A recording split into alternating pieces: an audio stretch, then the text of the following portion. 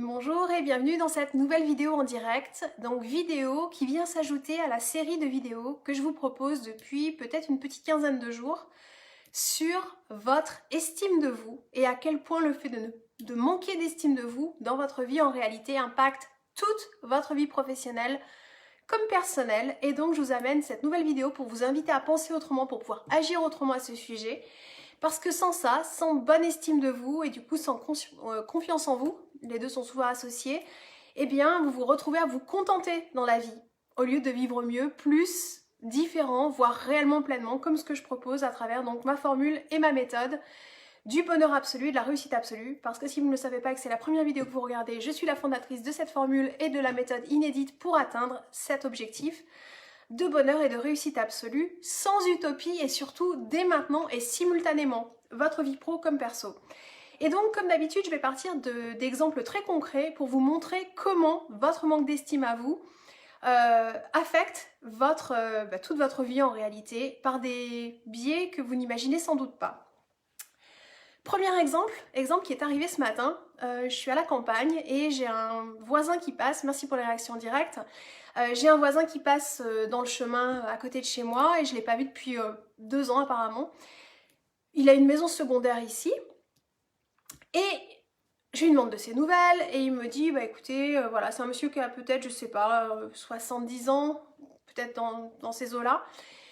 Je lui demande comment il va, il m'explique la santé, bon, pas top, et ci et ça, et puis il me dit, et puis j'ai perdu mon chien. Donc il a perdu son chien en réalité il y a 2 ans, donc ça devait être la dernière fois où je l'ai vu, il y a 2 ans.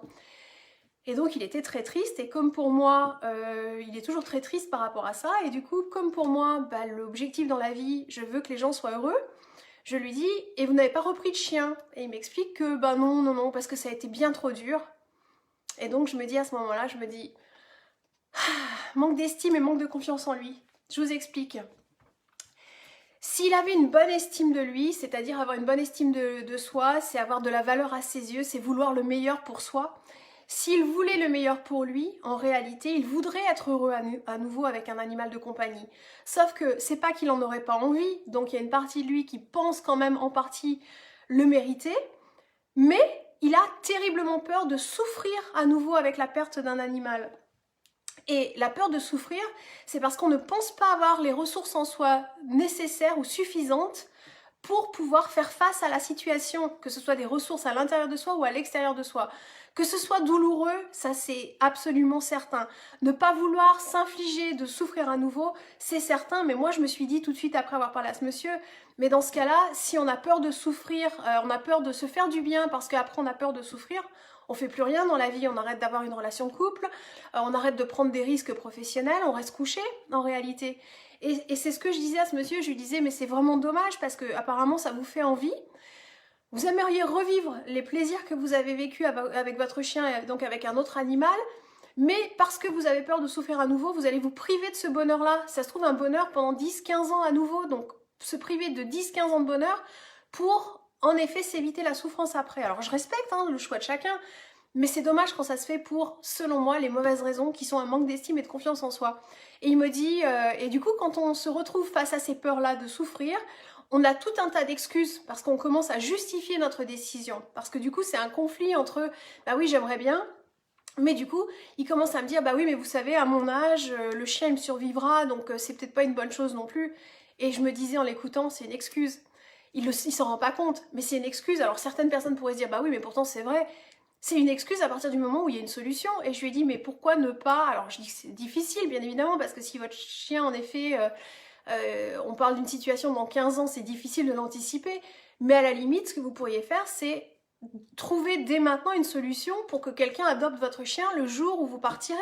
J'ai dit, de toute façon, c'est pas demain, c'est pas comme si vous étiez très âgé, bah oui, mais je suis malade ou j'ai été malade. Ouais, mais là, vous l'êtes plus. Donc, en fait, c'est ça le truc, c'est que les gens se contentent dans la vie, se privent de choses qui pourraient leur faire du bien parce qu'elles ont peur de souffrir. Autre exemple. Donc ça, c'était le monsieur avec son chien. Et ces exemples-là, c'est pas pour vous raconter la vie des gens autour de moi, c'est pour vous aider à faire des liens avec votre vie à vous, à des endroits où vous vous privez de vivre du bonheur ou des moments de plaisir plus intenses, des choses qui pourraient vous apporter du bien-être, vous sentir mieux, plus, avoir plus que ce que vous avez, avoir différent de ce que vous avez, puis pour aller jusqu'à même réellement pleinement pour les plus ambitieux d'entre nous. Et donc un autre exemple. Une personne que je connais, donc, il a vécu une relation avec une femme il y a, je sais pas, à peu près 1 an ou 1 an et demi. Et il a beaucoup souffert parce que du coup, cette relation s'est terminée assez brutalement et assez, voilà, assez soudainement. Et quand j'ai commencé à creuser pour comprendre ce qui s'était passé, il m'a expliqué qu'en réalité, cette femme, il était extrêmement surpris parce qu'il a eu une connexion incroyable avec elle. Ils partageaient, je crois que c'était des goûts musicaux, les films, ils avaient une espèce de culture commune, musicale, cinématographique, enfin il avait eu une connexion comme il n'avait jamais eu avant avec une femme. Et il m'a expliqué, il l'a joliment expliqué, il m'a dit, bah en fait, à un moment donné, j'ai eu le sentiment d'avoir quelque chose de si précieux entre les mains que j'en suis devenue maladroit parce que j'avais peur de le perdre. Et par son comportement, il a commencé à agir de manière très maladroite et il a fini par la perdre parce que cette personne malheureusement était assez catégorique et elle a fermé la porte et apparemment à partir du moment où elle a dit non, stop, et ben elle n'est plus jamais revenue en arrière.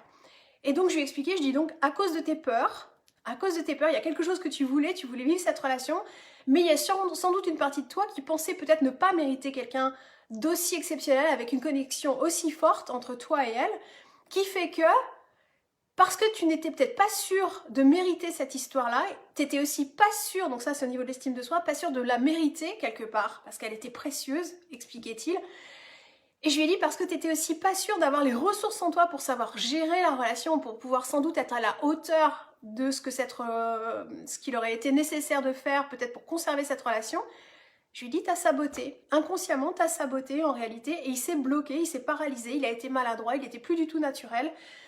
Et il a dit, je pense qu'elle aurait espéré que je sois un peu plus cash. Et je lui ai dit, bah oui, c'est exactement ça. Parce que quand on est cash, c'est être authentique.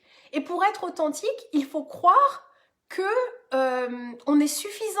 Ce qu'on a proposé, c'est suffisant. Mais sauf que lui, il n'avait pas une assez bonne image de lui.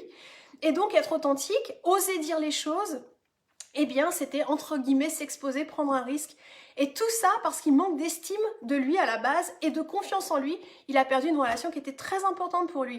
Et il est en train de refaire exactement la même erreur, il semblerait, avec une autre personne dans sa vie. Donc ça, c'est terriblement triste. Un autre exemple, quand vous n'avez pas suffisamment d'estime et de confiance en vous et que vous vous retrouvez en réalité à vous contenter dans la vie d'une vie qui ne vous convient pas du tout.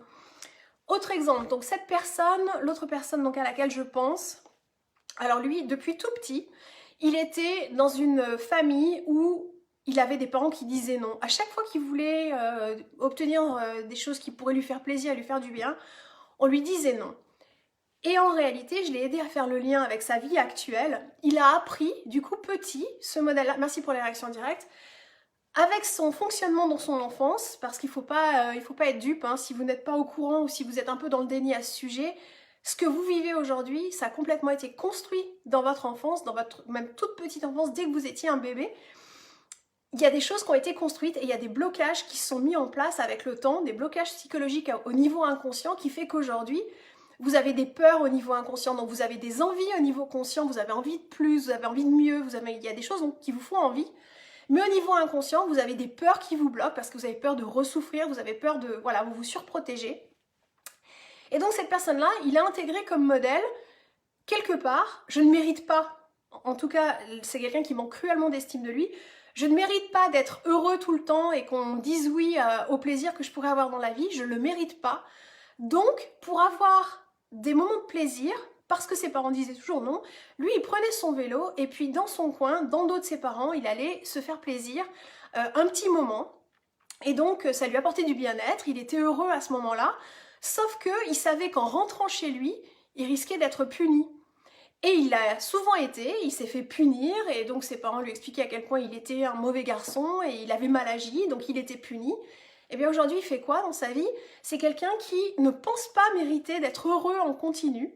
Je l'ai vraiment aidé à faire le lien entre les deux. Il ne pense pas être heureux en continu, il ne pense pas mériter de ressentir un bien-être continu et permanent et en profondeur. Eh bien c'est quelqu'un qui vit sa vie pour répondre à ce que les autres attendent de lui. Et donc il a eu à un moment donné donc une relation extra-conjugale qui fait qu'il a été pointé du doigt et il a été blâmé, il a été culpabilisé par les gens de son entourage qui lui ont fait passer le fait qu'il était un mauvais garçon. Donc il a été puni parce qu'il s'était fait plaisir quelque part dans un moment caché, volé, ponctuel et même coupable, comme le modèle dans lequel il était enfant, ce qui fait qu'aujourd'hui, il aimerait quitter sa vie, en fait, pour cette relation-là, pour cette femme avec qui il a eu la relation extra-conjugale. Il a envie d'être très heureux, mais il ne s'autorise pas à l'être parce qu'il ne pense pas mériter d'être heureux en continu, il ne pense pas mériter le bien-être en continu, et il est coincé avec ce modèle-là.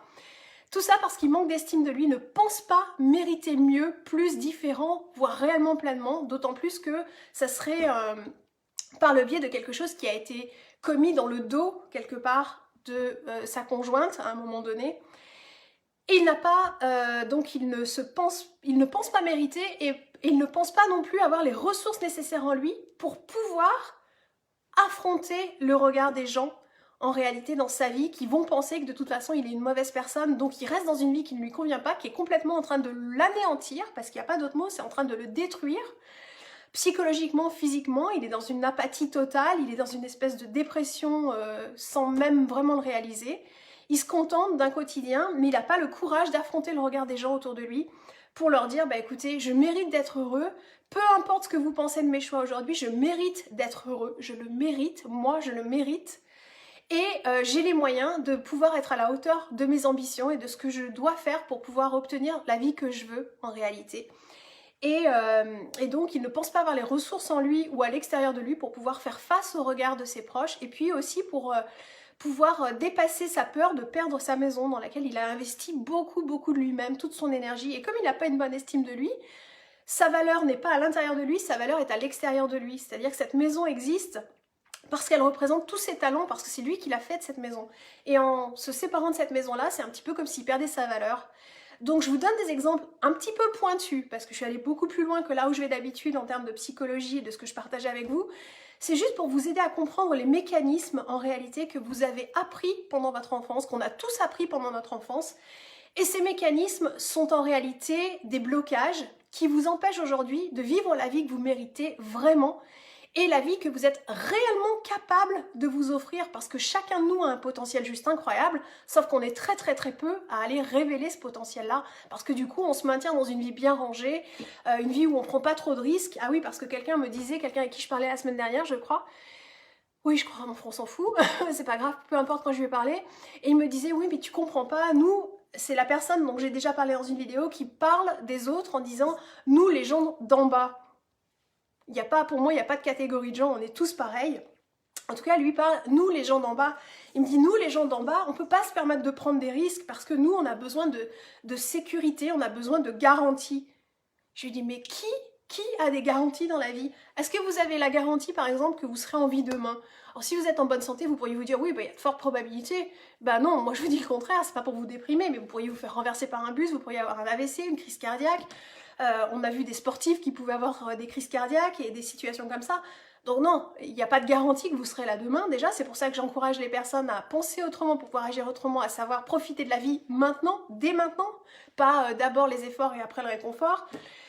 Et puis, il n'y a pas de garantie, par exemple, votre santé. Alors, vous pouvez faire le maximum pour être en bonne santé, mais du coup, il y a des personnes qui développent des cancers. Même si certains d'entre nous sont très convaincus que les cancers sont fortement générés aussi par ce qui se passe au niveau psychologique, n'empêche que vous n'avez aucune certitude que vous n'allez pas développer un cancer dans les prochains mois.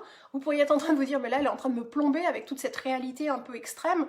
Non, je suis juste en train de vous amener à être très réaliste. Donc, quand on veut vivre sa vie avec des garanties et qu'on n'ose pas prendre des risques parce qu'on se dit, bah ouais, mais moi, il me faut quand même des garanties parce que je peux pas me permettre de perdre ce que j'ai.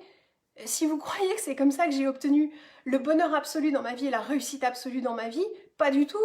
Si on part avec l'idée de garantie, ne vous levez pas le matin parce que vous n'en aurez aucune. Mais si vous ne vous engagez pas dans une relation parce que vous avez peur de souffrir, si vous ne vous engagez pas dans une relation avec un petit animal de compagnie parce que vous avez peur de souffrir, que vous avez peur de le perdre, que vous avez peur de perdre une personne dans votre vie, que vous avez peur de perdre une certaine sécurité en prenant un risque professionnel, à ce moment-là, restez couché. Mais pour moi, la vie, elle sert pas à ça. Le but et le sens même de la vie, pour moi, j'en suis absolument convaincue, c'est d'être heureux. Et c'est d'être heureux, pas d'abord je m'occupe de mon boulot et puis après je serai heureux plus tard parce que du coup j'aurai accumulé un peu d'argent. Mais c'est pas du tout comme ça qu'on est censé vivre la vie, ça j'en suis persuadée.